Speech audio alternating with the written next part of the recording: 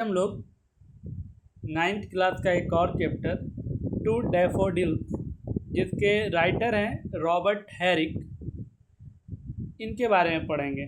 To daffodils ये एक प्रकार का फूल है, कमल सा फूल जो हल्के पीले कलर की होती है ना। तो डैफोडिल्स के बारे में पढ़ने से पहले हम रॉबर्ट हैरिक के बारे में थोड़ा सा जान लें कि रॉबर्ट हैरिक कौन है। Robert Herrick was born in 1591। Robert Herrick का जन्म 1591 में एंड डाइड इन 1674। 1674 में इनकी मृत्यु हुई। यानी रॉबर्ट हैरिक का जन्म 1591 में और मृत्यु 1674 में हुई। Is a well known poet, ये एक जाने माने कवि थे। ऑफ द 17th सेंचुरी यानी 17वीं शताब्दी के ये एक जाने माने कवि थे।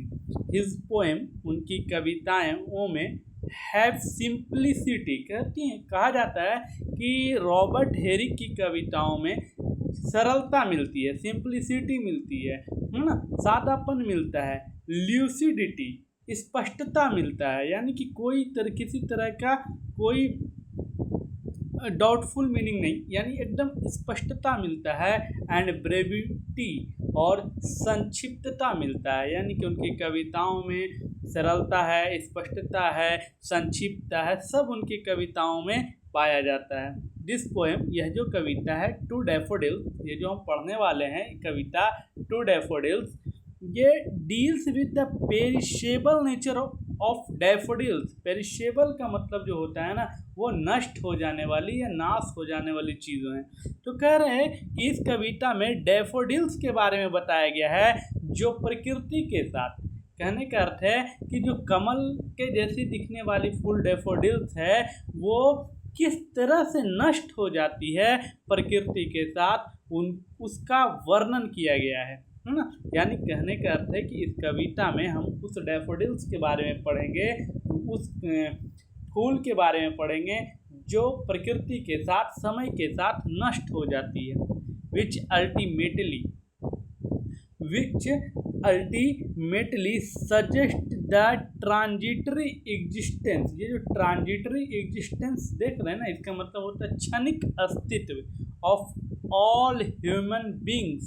कह रहे हैं कि यहाँ पर आप एक चीज़ देख लीजिएगा, जो कह रहा है ना कि जितने भी मानव है, यानी ऑल ह्यूमन्स बींग, जितने भी जीव हैं, जितने भी मानवीय जाति हैं, कह रहे हैं कि ट्रांजिटरी एग्जिस्टेंस, वो भी क्षणिक अस्तित्व में रहते हैं। यानी कहने का अर्थ है कि मानव जाति भी जो है ना, वो हमेशा के लिए नहीं है और हमेशा जिंदा रहने वाली चीज़ें नहीं है।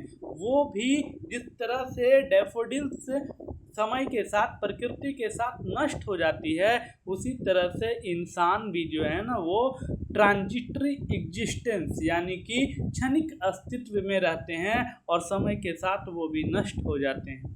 कह रहे हैं कि nothing is static in this world, इस दुनिया में कुछ भी स्थिर नहीं है। कोई भी स्थिर है? कुछ भी नहीं। जो जन्म लिया उसको मरना है, जो यहाँ आया उसको ख़त्म होना है। तो कहने का अर्थ है कि इस दुनिया में कुछ भी स्थिर नहीं है, कोई भी ठहराव नहीं है।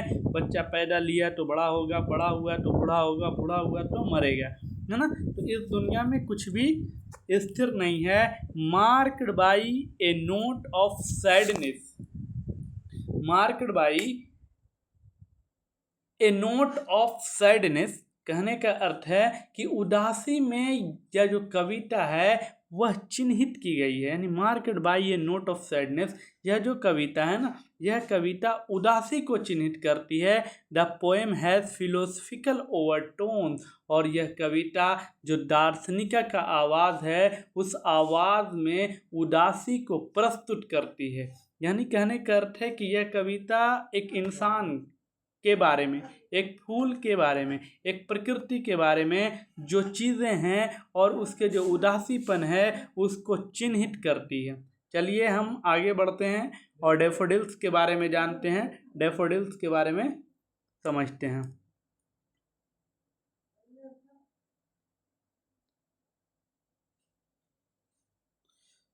चलिए हम शुरू करते हैं। यानी टू डैफोडिल्स, ये जो डैफोडिल्स देख रहे हैं ना, इसका अर्थ क्या हुआ, एक तरह का फूल है ना, हल्के येलो कलर का, पीले कलर का। कह रहा है फेयर डैफोडिल्स, यानी सुंदर डैफोडिल्स, है ना। फेयर मतलब गोरा होता है, लेकिन हम यहाँ पर सुंदर कहेंगे, सुंदर डैफोडिल्स।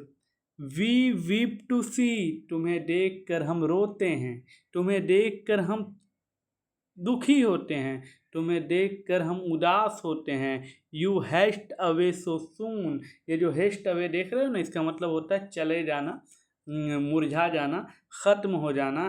तो कह रहे हैं कवि कि फेयर डैफोडिल्स, सुंदर डैफोडिल्स, मैं तुम्हें देखकर दुखी होता हूँ, ये देखकर कि तुम बहुत जल्द ही समाप्त हो जाते हो, तुम बहुत जल्द ही मुरझा जाते हो, तुम बहुत जल्द ही समाप्त हो जाते हो। आगे हम लोग देखते हैं, कह रहे हैं कि as yet the early rising sun, early rising का मतलब होता है कि उगता हुआ सूर्य। तो कह रहे हैं कि as yet the early rising sun, सुबह में उगते सूर्य के साथ मैं तुम्हें देखता हूँ, हैज़ नॉट अटेंड हिज नून, मैं ये देखता हूँ कि तुम दोपहर तक भी टिक नहीं पाते, तुम दोपहर तक भी रह नहीं पाते। जैसे ही सुबह होती है तुम खिलते हो और उसके बाद तुम जल्द ही मुरझा जाते हो।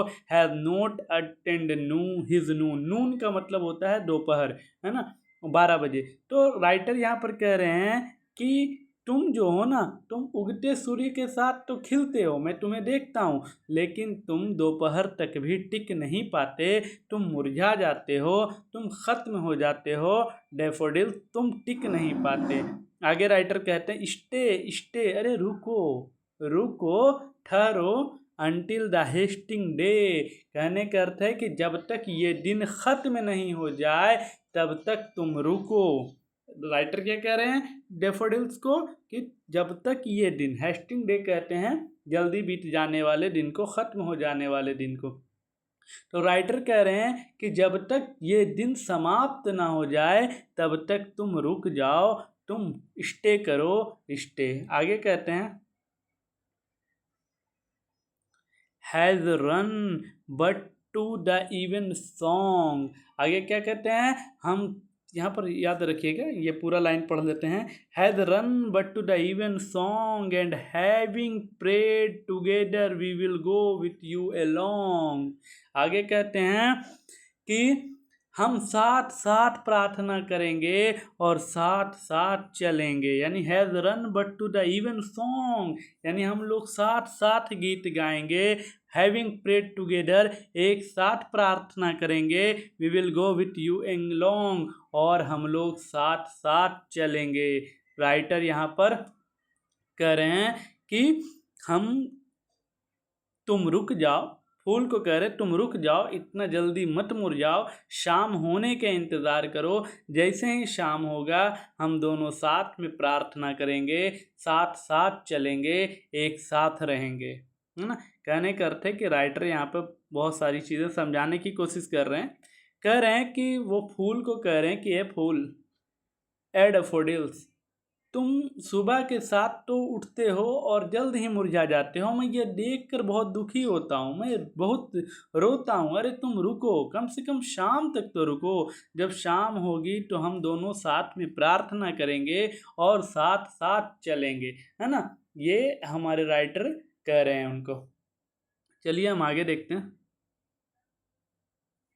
आगे राइटर कह रहे हैं we have short time to stay, हमारे पास भी संसार में रहने के लिए बहुत कम समय है।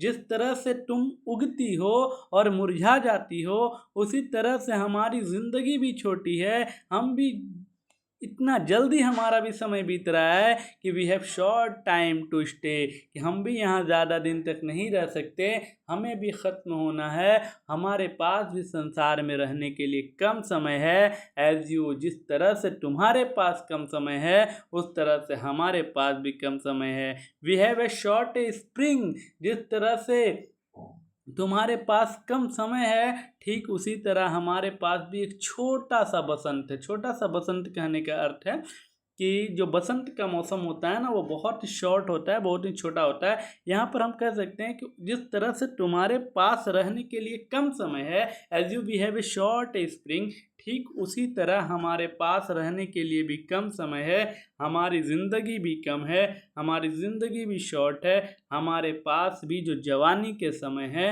वो कम है। आगे देखते हैं।